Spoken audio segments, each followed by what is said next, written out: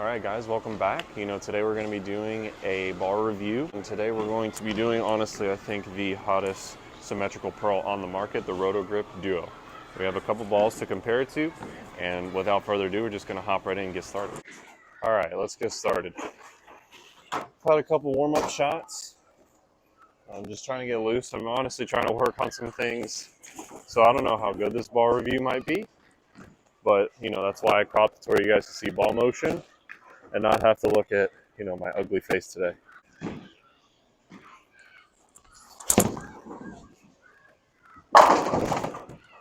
was a pretty good start. All right, so that last shot was pretty good. So, we're going to do it again.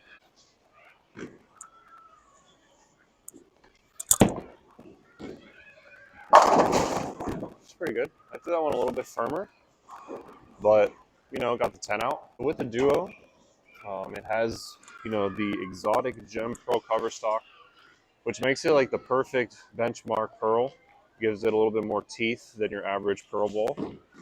And for people like me that like to throw it a little bit harder, I could see myself using this like a lot longer than some of like the weaker pearl options. So we're gonna go 2-1 left and get around it just a pinch more.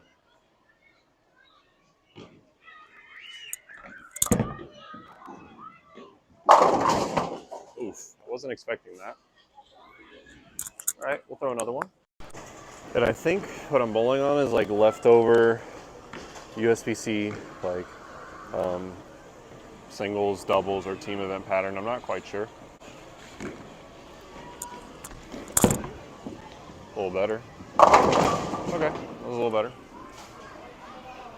So, obviously this probably wouldn't be my first option to throw on the fresh. It seems pretty fresh to me. It wouldn't be my first option to throw, but as you can see, with that exotic gem cover stock, it doesn't, get too far down the lane before it starts making its turn.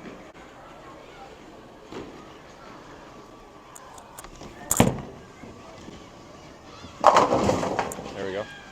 Gave it a little bit more time to read the lane.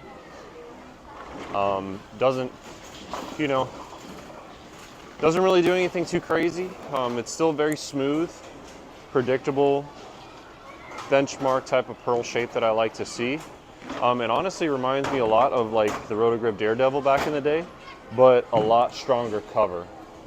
So not as whippy as the Daredevil was. Still that shape, that shape just reminds me of it. So we're gonna do that shot again. We're gonna be softer with the speed. We're gonna open up the lane a little bit.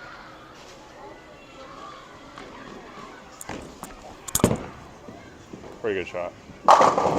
Really, really good shot. I really like that motion. Whenever I get to do that, open up the lane, throw it a little bit slower, and knowing that it'll just pick up in the mid lane every single time, it's a staple in my bag for sure. So we know everybody likes to see, the maximum potential of a bowling ball, see how much we could, really hook something. So, let's just do it. Just go another like 5-6 left, a little slower, get it going that direction.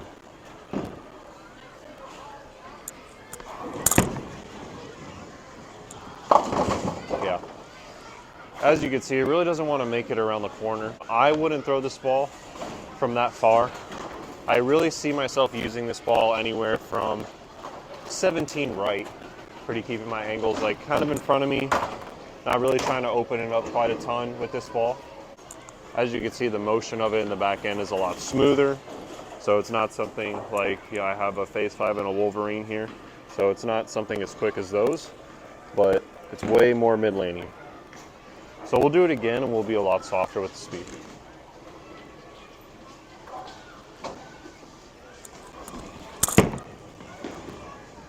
Yeah. I really made that one come around the corner. I got my hand in a better spot, rotated it a lot more, softened down. It went through the pins great. I'm not saying that this ball is going to, be bad from that area. That's not what I'm saying. I would prefer to throw different bowling balls in that area to allow me to score.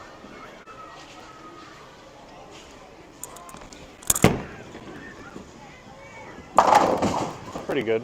So the first ball I have to compare is the Wolverine Dark Moss. I see this ball a lot cleaner and a lot more responsive down lane than the Duo. The Duo will be earlier, but this will be cleaner. So we're gonna move back to the right just to show you guys how different it is. I expect this one to go a lot longer.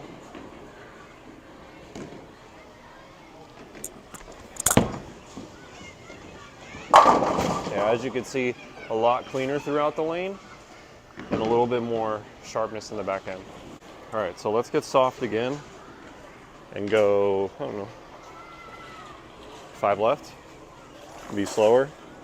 If I'm too fast with this ball from in on the fresh, it probably won't see it the right way, so I'm gonna make sure I'm really soft with my speed.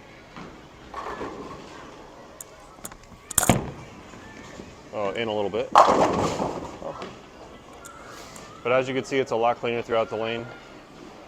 It's still actually pretty smooth from what I'm used to seeing out of this ball. It could just be, you know, the house, it's a high friction house. But it's a lot cleaner throughout the lane and it gets farther down the lane than the Duo would.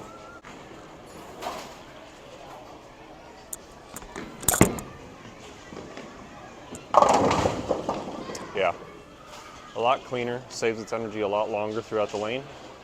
And as you can see, that's why I 210. All right, so now we're gonna hop into the phase 5.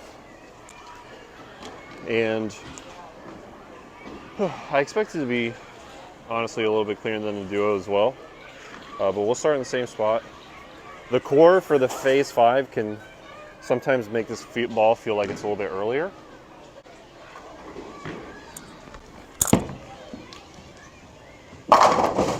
Yeah, I think it reads the spot a little bit earlier than the Duo does based on that shot when I was lined up a lot straighter.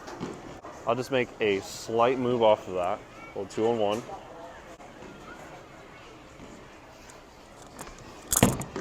That wasn't very good. That wasn't. Honestly, like, I'm not having the best ball reaction on this lane with this ball. What I would probably do is crack the surface on it to make the ball like kind of even out the pattern that I'm bowling on. To really hit that one. Yeah, just to make sure that it would come around the corner. But yeah, like I said, this phase 5 right now probably isn't the best thing on this pattern that I'm bowling on, but I'm just trying to give you guys a comparison just to see, you know, the differences and where you think your Duo would fit in for you. So yeah, now we have a couple shots with every single ball here. We're gonna throw just a couple more with the Duo. I'm sure you guys have questions like, Nate, where do you see this ball fitting in your bag? And honestly, I see this ball fitting where I need a pro option right after like my phase 2s or my idles. And I'm bowling on like something, you know, light, medium volume, not too heavy, just so I have, you know, the proper shape. I see this ball not being too skid flippy. I see it really picking up in the mid lane and kind of, you know, going forward.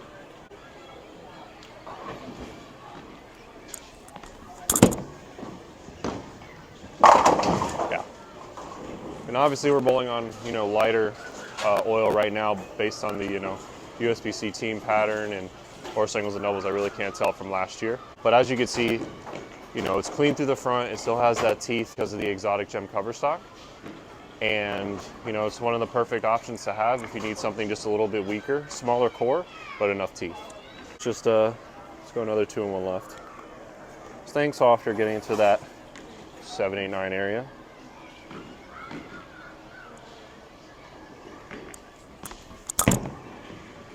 Pull inside. Yeah. So when you get it in on, you know, oil, it tends to hydroplane a little bit longer and it doesn't quite make the corner as much, but if I hit it with a little bit of surface, I'm sure that it would blend this out a little bit better. So I could throw this one a little bit better. We'll stay soft. We'll hit it just a pinch harder and we'll get it to the right.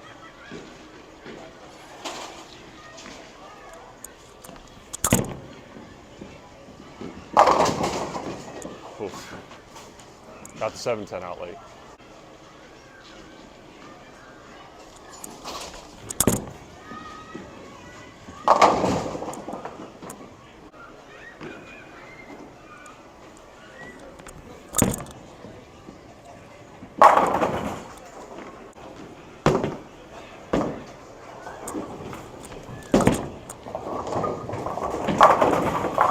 Let's go.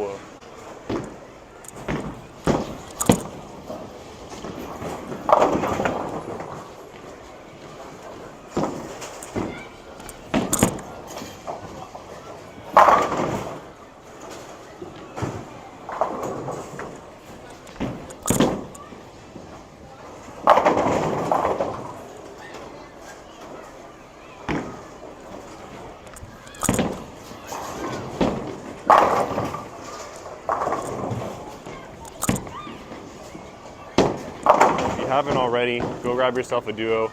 Not only is it a great ball and a great bang for your buck, but it also is for a good cause. 5% of domestic sales of this bowling ball goes straight to big brothers and big sisters, and that's just an amazing thing that, you know, Stephanie Johnson and Shannon O'Keefe and Storm have collaborated together to do. If you haven't already, go get yourself one. It's for a great cause. It's a great bowling ball. And thank you guys for watching, and we'll see you on the next one.